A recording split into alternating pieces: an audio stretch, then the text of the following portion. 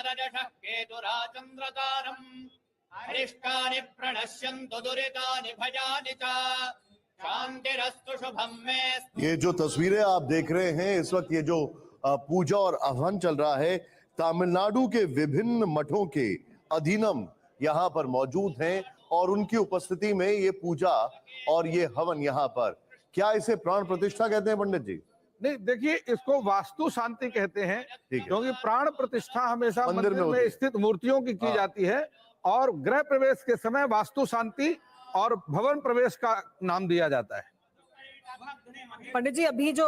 पूजा अर्चना चल रही है उसके बारे में भी अगर हमें और आप कुछ जानकारी दें हमारे दर्शकों को। जी देखिए, अभी जिस प्रकार मैं आपके स्क्रीन पर देख रहा हूं, दिगन्यास का कार्यक्रम चल रहा है और दिगन्यास के मंत्रों का उच्चारण किया जा रहा है विद्वानों के द्वारा। दिगन्यास का अर्थ होता है जिसमें जो हमारे वास्तु की 10 दिशाएं हैं, जिस प्रकार ज्योतिष में नवग्रह होते हैं उसी प्रकार से वास्तु में 10 दिशाएं होती हैं। कर्म कांड को आरंभ करने से पहले दिगन्यास किया जाता है। दिगन्यास का अर्थ होता है जिसमें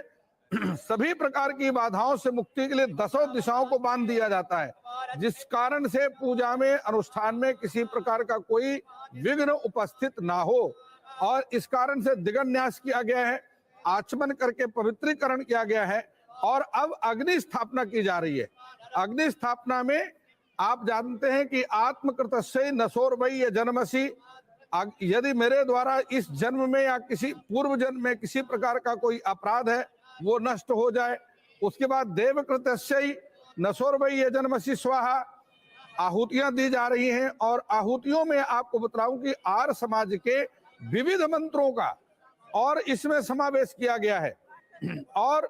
देवकृतस्य, यदि किसी प्रकार से यहाँ कोई देवी देवता जो जिनका निवास था इस भूमि पर, जो नवीन ग्रह का निर्माण हुआ है, भवन का निर्माण हुआ है, यदि आप पर किसी देवी देवता का स्थान था अज्ञानवश, जिसका मुझे ज्ञान नहीं था और मैंने वहां पर अपने भवन का निर्माण कर दिया है, तो वह देवता मेरे अपराध को क्षमा करें, उससे किसी प्रकार से रुष्ट ना हो। और इसी प्रकार से फिर पितृ कर्तस्य नसोर्वै यजनमसि स्वाहा, यदि कोई पितृ देवता है, यहाँ पर कोई पीर फकीर आदि का स्थान है जो कि यहाँ पर निवास करते थे, जिसका मुझे ज्ञान नहीं था और वहां पर मैंने अपना भवन निर्माण कर दिया है, तो वह भी किसी प्रकार से रुष्ट ना हो वो, और इस स्थान को छोड़ करके दूसरे स्थान में चले जाएं, वह अपना स्थान कहीं अन्यत्र ग्रहण करें, ऐसा भगवान शिव की आज्ञा है। इसको दिगन्यास कहते हैं। और अब मोदी जी ने सभी देवताओं की संतुष्टि के लिए,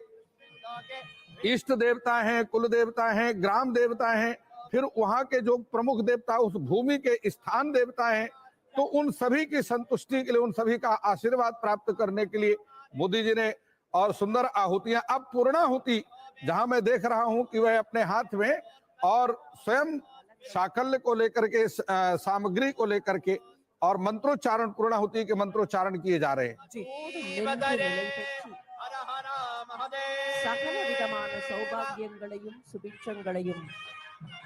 इसके साथ साथ हम अपने दर्शकों को यह भी बताना चाहेंगे कि आखिर नए संसद में है क्या क्या अलग है। इस देश के 1000 साल पुराने इतिहास के दर्शन होंगे इसमें। चाणक्य के अलावा अलग जो महान हस्तियां हैं, फिर डॉक्टर अंबेडकर, महापुरुषों की प्रतिमाएं लगाई गई हैं, आजादी के गुमनाम नायकों की गैलरी तैयार की गई है।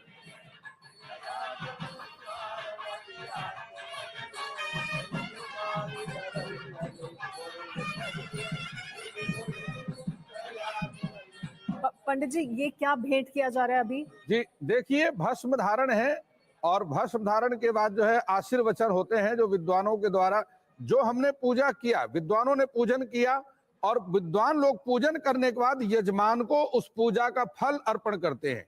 कि जो पूजन मैंने किया उसके प्रति आपने मुझे दक्षिणा दिया और ये पूजा का फल आपको प्रदान किया जाता है। तो ये जो अभी तक विद्वानों ने कल से जो अनुष्ठान, मंत्र जप इत्यादि, वास्तु के मंत्रों का जप किया, क्षेत्रपाल के मंत्रों का जप किया, नवग्रह के मंत्रों का जप किया, ये सारा वास्तु विधान प्रक्रिया है और वास्तु